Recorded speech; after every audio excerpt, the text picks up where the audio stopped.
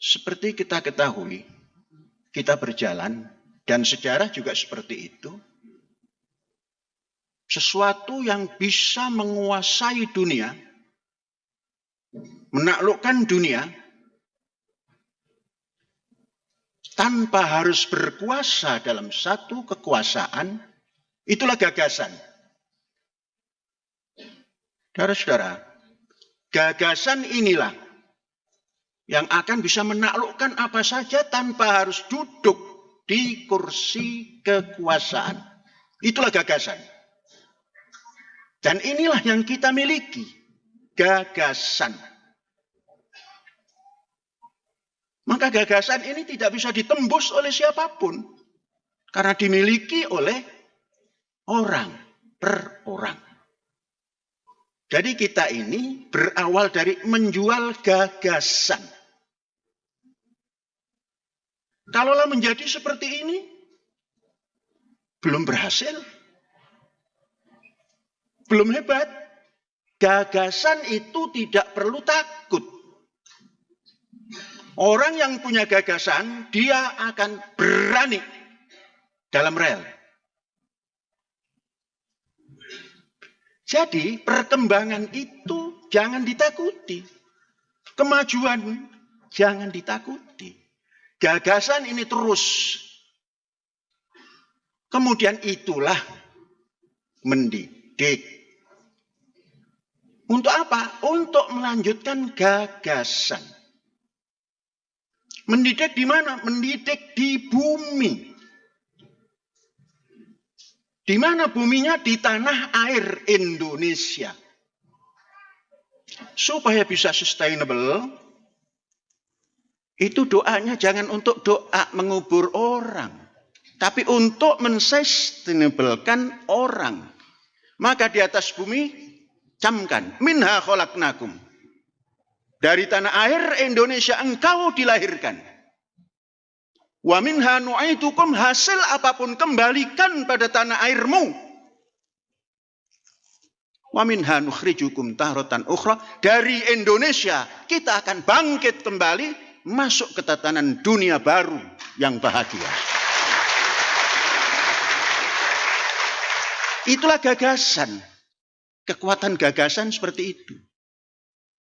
Maka, baik dari nyanyian yang kita sampaikan untuk apa itu Az-Zaitun, Ma'had Az-Zaitun, sampai melangkah kepada Universitas Az-Zaitun Indonesia, itu sebuah gagasan yang ditulis yang untuk landasan.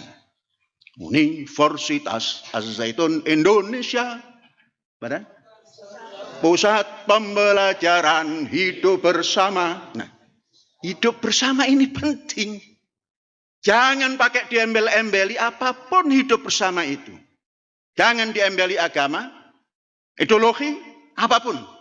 Lepaskan itu semua, hidup bersama. Hidup bersama itu, nah inilah perlu khuluq, perlu akhlak, perlu morality.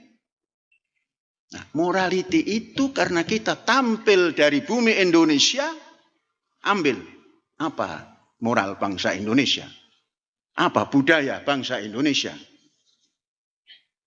Maka kita harus ingat, budaya Indonesia itu lahir tahun 28. Sebelumnya belum budaya Indonesia. Budaya Indonesia lahir tahun 1928 oleh pemuda. Karena pemuda ketika itu, innal fata mayyakul ha anadha. Pemuda ketika itu mengatakan, inilah aku. Walaisal fata mayyakul kana abi. Bukan pemuda kalau hanya membanggakan leluhurnya. Sampai la takun asli wa fasli abadan.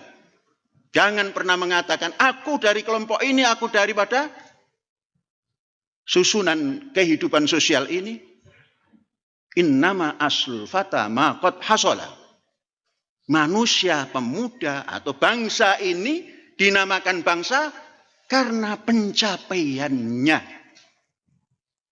Nah, Inilah modal untuk mendagangkan gagasan. Setelah itu disusunlah bangsa seperti apa supaya bisa dinyanyikan. Keluarlah satu nusa, satu bangsa, satu bahasa Indonesia. Keluarlah Indonesia, tanah airku, tanah tumpah darahku.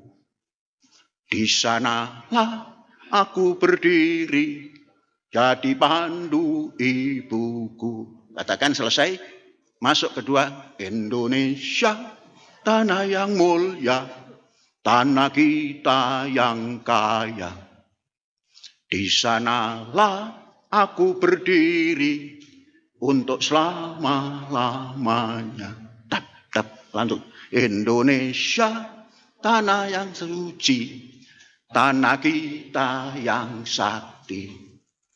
Di sanalah aku berdiri, jaga ibu sejati, dan seterusnya. Itu adalah starting point bangsa Indonesia untuk menjadi bangsa yang dimerdekakan kemudian. Andainya ini dijadikan landasan untuk hidup berkepribadian Indonesia, bisa menghantarkan anak bangsa ini menjadi bangsa yang sopan, yang santun, yang berbudi pekerti, yang berakhlak, dan lain-lain.